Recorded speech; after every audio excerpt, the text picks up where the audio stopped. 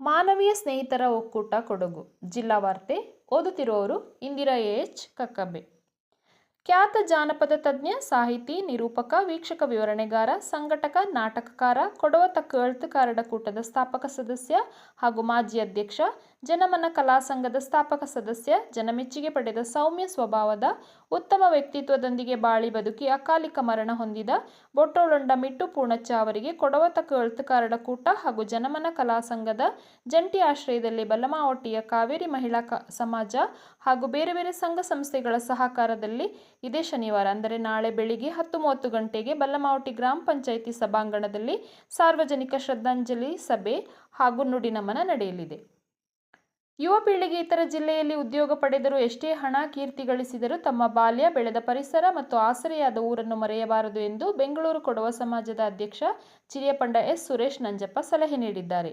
ಬೆಂಗಳೂರು ಕೊಡವ ಸಮಾಜದ ವತಿಯಿಂದ ನಗರದ ಸರ್ಕಾರಿ ಪ್ರಥಮ ದರ್ಜೆ ಮಹಿಳಾ ಕಾಲೇಜಿನ ಆಂತರಿಕ ಗುಣಮಟ್ಟ ಭರವಸೆ ಕೋಶ, ಕಾವೇರಿ ಪ್ಲೇಸ್ಮೆಂಟ್ ಸೆಲ್ ಹಾಗೂ ಅಡೆಕೋ ಇಂಡಿಯಾ ಸಂಸ್ಥೆ ಸಹಯೋಗದೊಂದಿಗೆ ಕಾಲೇಜಿನ ಸಭಾಂಗಣದಲ್ಲಿ ಶುಕ್ರವಾರ ಅಂದರೆ ಇಂದು ನಡೆದ ಉದ್ಯೋಗ ಮೇಳವನ್ನು ಉದ್ಘಾಟಿಸಿ ಅವರು ಮಾತನಾಡಿದರು.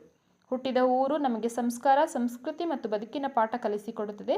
ಆ ಊರಿನ ಮಣ್ಣಿನ ಋಣ ನಮ್ಮ ಮೇಲಿರುತ್ತದೆ. ಆದ್ದರಿಂದ ನಾವು ಎಷ್ಟೇ ಹಣ ಕೀರ್ತಿ ಪಡೆದರೂ ಅವಕಾಶವಿದ್ದಾಗ ಕೊಡಗಿನ ಅಭಿವೃದ್ಧಿಗೆ ಅಥವಾ ಇಲ್ಲಿನ ಜನರ ಸಹಾಯಕ್ಕೆ ನಿಲ್ಲುವುದು ನಮ್ಮ ಜವಾಬ್ದಾರಿಯಾಗಿದೆ ಎಂದು ಚಿರಿಯಪಂಡ ಎಸ್ ಸುರೇಶ್ ನಂಜಪ್ಪ ಕರೆ ನೀಡಿದರು. ರಾಜ್ಯ ಹೆದ್ದಾರಿ ಭೂತನಕಡು ಬಳಿಯಲ್ಲಿ ಬೈಕ್ ಹಾಗೂ ಮಾರುತಿ ಕಾರು ನಡುವೆ ಮುಖಾಮುಖಿ ಡಿಕ್ಕಿಯಾಗಿದ್ದು, ಬೈಕ್ ಸವಾರ ಹೆಚ್ಚಿನ ಚಿಕಿತ್ಸೆಗೆ ಕೊಂಡೊಯ್ಯುವ ಸಂದರ್ಭ ಮೃತಪಟ್ಟಿದ್ದಾರೆ. ಗುರುವಾರ ಅಪರಾಹ್ನ 3 ಗಂಟೆಯ ಸಂದರ್ಭದಲ್ಲಿ ಚೆಟ್ಟಳ್ಳಿ ಕಡೆಯಿಂದ ಸುಂಟಿಕೊಪ್ಪ ಕಡೆಗೆ ಆಗಮಿಸುತ್ತಿದ್ದ ಮಾರುತಿ ರಿಡ್ಸ್ ಕಾರು ಸುಂಟಿಕೊಪ್ಪ ಕಡೆಯಿಂದ ಚೆಟ್ಟಳ್ಳಿ ಕಡೆಗೆ ತೆರಳುತ್ತಿದ್ದ ಬೈಕ್ ನಡುವೆ ಚೆಟ್ಟಳ್ಳಿ ಸಮೀಪದ ಭೂತನಕಡು ಎಂಬಲ್ಲಿ ಮುಖಾಮುಖಿ ಡಿಕ್ಕಿ ಸಂಭವಿಸಿದೆ. ಘಟನೆಯಲ್ಲಿ ಸುಂಟಿಕೊಪ್ಪ ಸಮೀಪದ ಕಾನ್ಬೈಲ್ ವೈಚನಹಳ್ಳಿ ಗ್ರಾಮದ ನಿವಾಸಿ ಪಡಂಬೈಲು ಧನಂಜಯ ಎಂಬುವರೇ ಮೃತಪಟ್ಟಿದ್ದಾರೆ. ರಾಜ್ಯ ಸರ್ಕಾರವು ವೃದ್ಧಾಪ್ಯ, ವಿಧವಾ ಹಾಗೂ ಅಂಗವಿಕಲ ಪಿಂಚಣಿದಾರರಿಗೆ ಮಹತ್ವದ ಹೊಸ ನಿಯಮಗಳನ್ನು ಜಾರಿಗೆ ತಂದಿದೆ. ಈ ನಿಯಮಗಳ ಪ್ರಕಾರ ಎಲ್ಲ ಪಿಂಚಣಿದಾರರು ತಮ್ಮ ದಾಖಲೆಗಳನ್ನು ನವೀಕರಿಸುವುದು ಕಡ್ಡಾಯವಾಗಿದೆ. ಸರ್ಕಾರವು ಪಿಂಚಣಿ ವ್ಯವಸ್ಥೆಯಲ್ಲಿ ಪಾರದರ್ಶಕತೆ ಹಾಗೂ ನಿಖರತೆ ತರಲು ಈ ಕ್ರಮ ಕೈಗೊಂಡಿದೆ. ಹೊಸ ನಿಯಮದ ಪ್ರಕಾರ ಪಿಂಚಣಿದಾರರು ತಮ್ಮ ಆಧಾರ್ ಕಾರ್ಡ್, ಬ್ಯಾಂಕ್ ಖಾತೆ ವಿವರಗಳು ಹಾಗೂ ಜೀವನ ಪ್ರಮಾಣ ಪತ್ರವನ್ನು ನವೀಕರಿಸಬೇಕು. ಈ ದಾಖಲೆಗಳನ್ನು ಸರಿಯಾದ ಸಮಯದಲ್ಲಿ ಸಲ್ಲಿಸದಿದ್ದರೆ ಪಿಂಚಣಿ ತಾತ್ಕಾಲಿಕವಾಗಿ ನಿಲ್ಲಿಸುವ ಸಾಧ್ಯತೆ ಇದೆ. ಇದರ ಮೂಲಕ ಅರ್ಹರಿಗೆ ಮಾತ್ರ ಪಿಂಚಣಿ ಸಿಗುವಂತೆ ಸರ್ಕಾರ ಕ್ರಮ ಕೈಗೊಂಡಿದೆ.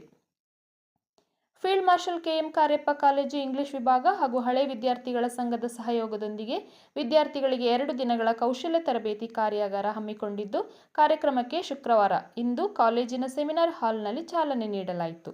ಕಾರ್ಯಕ್ರಮವನ್ನು ಗಣ್ಯರು ದೀಪ ಬೆಳಗುವ ಮೂಲಕ ಉದ್ಘಾಟಿಸಿದರು. ಸಂಪನ್ಮೂಲ ವ್ಯಕ್ತಿಗಳಾಗಿ ಆಗಮಿಸಿದ ನಿವೃತ್ತ ಡೀನ್ ಪ್ರೊಫೆಸರ್ ಜೋಸ್ಲಿ ಟಿ ಲೋಬೋ ಅವರು ವಿದ್ಯಾರ್ಥಿಗಳಿಗೆ beyond books, skill for the real world ವಿಷಯದ ಕುರಿತು ಕಾರ್ಯಾಗಾರ ನಡೆಸಿಕೊಟ್ಟರು.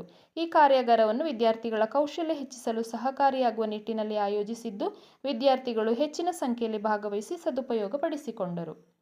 17ನೇ ಕೊಡಗು ಜಿಲ್ಲಾ ಸಾಹಿತ್ಯ ಸಮ್ಮೇಳನ ಮೇ 29 ಮತ್ತು 30ರಂದು ಸುಂಟಿಕೊಪ್ಪದಲ್ಲಿ ನಡೆಯಲಿದೆ. ಸಮ್ಮೇಳನದ ಹಿನ್ನೆಲೆಯಲ್ಲಿ ಸ್ಮರಣ ಸಂಚಿಕೆಯೊಂದನ್ನು ಹೊರತರಲಾಗುತ್ತಿದ್ದು, ಈ ಸ್ಮರಣ ಸಂಚಿಕೆಗೆ ಲೇಖನ, ಕವನ, ಪ್ರಬಂಧ, ಚುಟುಕು ಸೇರಿದಂತೆ ಸಾಹಿತ್ಯಿಕ ರಚನೆಗಳನ್ನು ಆಹ್ವಾನಿಸಲಾಗಿದೆ. ಲೇಖನಗಳನ್ನು ಡಿಟಿಪಿ ಮಾಡಿ 800 ಶಬ್ದಗಳಿಗೆ ಅಥವಾ 4 ಪುಟಗಳಿಗೆ ಮೀರದಂತೆ ಹಾಗೂ ಸಾಹಿತ್ಯಿಕ ರಚನೆಗಳನ್ನು ಬಿಳಿ ಹಾಳೆಯ ಒಂದೇ ಬದಿಯಲ್ಲಿ ಕೈಬರಹ ಡಿಟಿಪಿ ಮಾಡಿದ್ದನ್ನು ಮೇ 15ರೊಳಗೆ ಸಂಪಾದಕರು, ಸ್ಮರಣ ಸಂಚಿಕೆ ಸಮಿತಿ, ಚಿತ್ರ ಸ್ಟುಡಿಯೋ, ಕನ್ನಡ ವೃತ್ತ, ಸುಂಟಿಕೊಪ್ಪ, ಅಂಚೆ 571237 ಕೊಡಗು ಜಿಲ್ಲೆ ಈ ವಿಳಾಸಕ್ಕೆ ಕಳುಹಿಸುವಾಗ ಲೇಖಕರು ತಮ್ಮ ಭಾವಚಿತ್ರದೊಂದಿಗೆ ತಮ್ಮ ಸ್ವವಿವರ, ಮೊಬೈಲ್ ಸಂಖ್ಯೆಯನ್ನು ಸ್ಪಷ್ಟವಾಗಿ ಬರೆದು ಕಳುಹಿಸುವುದು ಲೇಖನಗಳ ಆಯ್ಕೆಯ ತೀರ್ಮಾನ ಸಂಪಾದಕೀಯ ಮಂಡಳಿ ಹಾಗೂ ಜಿಲ್ಲಾ ಸಮಿತಿಯದ್ದಾಗಿರುತ್ತದೆ ಎಂದು ತಿಳಿಸಲಾಗಿದೆ. ತರಬೇತಿ ಶಿಬಿರಗಳಲ್ಲಿ ಕಲಿತದ್ದನ್ನು ಮಕ್ಕಳು ಶಿಬಿರದ ನಂತರವೂ ಅಭ್ಯಾಸ ಮಾಡಬೇಕೆಂದು 3 ಬಾರಿ ಒಲಿಂಪಿಕ್ಸ್ನಲ್ಲಿ ಭಾರತ ತಂಡವನ್ನು ಪ್ರತಿನಿಧಿಸಿದ್ದ ಹಿರಿಯ ಹಾಕಿ ಆಟಗಾರ ಮನೆಯಪಂಡ ಸೋಮಯ್ಯ ಕರೆ ನೀಡಿದರು. ಮಡಿಕೇರಿಯ ವಾಂಡರ್ ಸ್ಪೋರ್ಟ್ಸ್ ಕ್ಲಬ್ ವತಿಯಿಂದ ದಿವಂಗತ ಸಿ.ವಿ. ಶಂಕರ್ ಸ್ವಾಮಿ ಸ್ಮರಣಾರ್ಥ ಜನರಲ್ ತಿಮ್ಮಯ್ಯ ಕ್ರೀಡಾಂಗಣದಲ್ಲಿ ನಡೆಯುತ್ತಿರುವ ಮಕ್ಕಳ ಉಚಿತ ಬೇಸಿಗೆ ಕ್ರೀಡಾ ತರಬೇತಿ ಶಿಬಿರಕ್ಕೆ ಆಗಮಿಸಿ ಮಕ್ಕಳಿಗೆ ಹಿತವಚನ ನುಡಿದರು. ಕ್ರಿಕೆಟ್ ಆಟಕ್ಕೆ ಹೆಚ್ಚಿನ ಮಹತ್ವ ನೀಡಲಾಗುತ್ತಿದೆಯಾದರೂ ಕೊಡಗು ಜಿಲ್ಲೆಯಲ್ಲಿ ಹಾಕಿ ಆಟ ಪ್ರಥಮವಾಗಿದೆ ಎಂದು ಅವರು ಅಭಿಪ್ರಾಯಪಟ್ಟರು.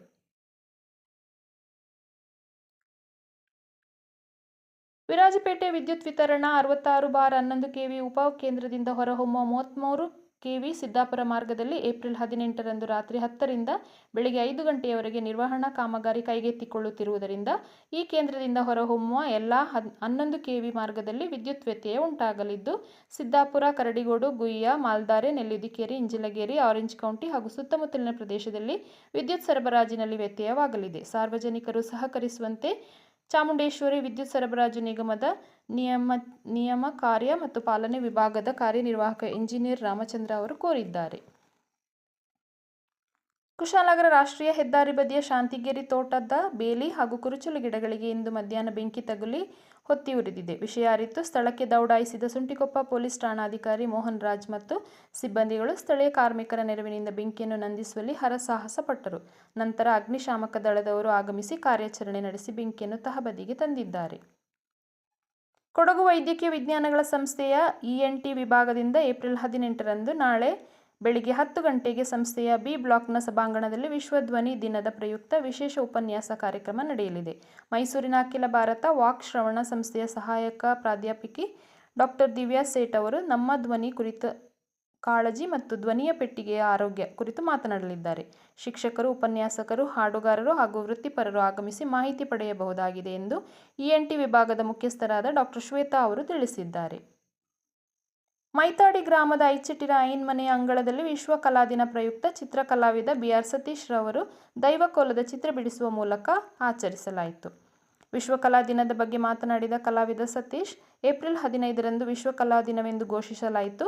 ವಿಶ್ವದ ಶ್ರೇಷ್ಠ ಚಿತ್ರ ಕಲಾವಿದರಲ್ಲಿ ಒಬ್ಬರಾದ ಲಿಯೋನಾರ್ಡ್ ಡಾ ವಿನ್ಸಿಯ ಹುಟ್ಟುಹಬ್ಬದ ಗೌರವಾರ್ಥವಾಗಿ ಈ ದಿನವನ್ನು ಎಲ್ಲ ಚಿತ್ರ ಕಲಾವಿದರು ಸೇರಿ ವಿಶ್ವ ಕಲಾ ದಿನ ಎಂದು ಘೋಷಿಸಲಾಯಿತು. ವಿಶ್ವ ಕಲಾ ದಿನವನ್ನು ಆಚರಿಸುವ ಉದ್ದೇಶವೇನೆಂದರೆ ಕಲೆಯ ಪ್ರಾಮುಖ್ಯತೆಯು ಇಡೀ ವಿಶ್ವದ ಜನರಿಗೂ, ಎಲ್ಲ ವಯೋಮಾನದವರಿಗೂ, ಸರ್ವ ಜನಾಂಗದವರಿಗೂ ತಲುಪಿಸುವ ಪ್ರಯತ್ನವಾಗಿದೆ ಎಂದು ಮಾಹಿತಿ ನೀಡಿದರು. 4 ವರ್ಷ ಪ್ರಾಯದ ಪುಟ್ಟ ಬಾಲಕ ಅನ್ವಿಕ್ ಪೋಷಕರ ಹಾರೈಕೆ ಹಾಗೂ ಸಹಪಾಠಿಗಳೊಂದಿಗೆ ಆಟವಾಡುತ್ತಾ ಬಾಲ್ಯ ಕಳೆದು ಶಿಕ್ಷಣ ಪಡೆದು ಭವ್ಯ ಭವಿಷ್ಯದೊಂದಿಗೆ ಬಾಳಿ ಬದುಕಬೇಕಾಗಿತ್ತು. ಆದರೆ ಈತ ಜೀವಿಸುವುದು ಜವರಾಯನಿಗೆ ಹಿಡಿಸಲಿಲ್ಲವೇನೋ, ಅರಳುವ ಮುನ್ನವೇ ವಿಧಿಯ ಕ್ರೂರ ಅಟ್ಟಹಾಸಕ್ಕೆ ಸಿಲುಕಿ ಅಪಘಾತದಲ್ಲಿ ಉಸಿರು ಚೆಲ್ಲಿದ್ದಾನೆ. ಆದರೆ ಸಾವಿನ ನಂತರವೂ ತನ್ನ ಕಣ್ಣು ಹಾಗೂ ಕಿಡ್ನಿಗಳನ್ನು ದಾನ ಮಾಡಿ ಸಾರ್ಥಕತೆ ಮೆರೆದಿದ್ದಾನೆ. ಆ ಮೂಲಕ ಜೀವ ಕಿತ್ತುಕೊಂಡ ಯಮನನ್ನೇ ಅನ್ವಿತ್ ತಲೆ ತಗ್ಗಿಸುವಂತೆ ಮಾಡಿದ್ದಾನೆ. ಕೊಡಗು ಜಿಲ್ಲೆ ಚಿಕ್ಕಆಳ್ವಾರು ಗ್ರಾಮದ ರಜಿತ್ ಮತ್ತು ರಮ್ಯಾ ದಂಪತಿಯ ಏಕಮಾತ್ರ ಪುತ್ರ ಅನ್ವಿಕ್ 4 ವರ್ಷ ಸೋಮವಾರಪೇಟೆ ತಾಲೂಕಿನ ಎಡವನಾಡು ಗ್ರಾಮದಲ್ಲಿ ತಾತ ಹರಗ ತಿಮ್ಮಯ್ಯ ಹಾಗೂ ಅಜ್ಜಿಯೊಂದಿಗೆ ವಾಸವಿದ್ದ. ಸೋಮವಾರ ಅಜ್ಜಿಯೊಂದಿಗೆ ಸೋಮವಾರಪೇಟೆಗೆ ಹೋಗಿದ್ದಾನೆ.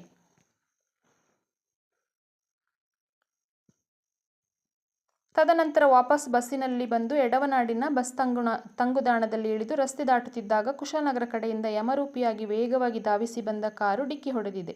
ಇದರಿಂದ ತಲೆಗೆ ತೀವ್ರ ಪೆಟ್ಟಾಗಿದ್ದ ಅನ್ವಿಕ್ನನ್ನು 4 ದಿನಗಳಿಂದ ಮೈಸೂರಿನ ಅಪೋಲೋ ಆಸ್ಪತ್ರೆಯಲ್ಲಿ ದಾಖಲಿಸಿ ಚಿಕಿತ್ಸೆ ಕೊಡಿಸಲಾಗಿತ್ತು. ಆದರೆ ಮೆದುಳು ನಿಷ್ಕ್ರಿಯಗೊಂಡು ಚಿಕಿತ್ಸೆ ಫಲಕಾರಿಯಾಗದೆ ನಿನ್ನೆ ರಾತ್ರಿ ಇಹಲೋಕ ತ್ಯಜಿಸಿದ್ದಾನೆ.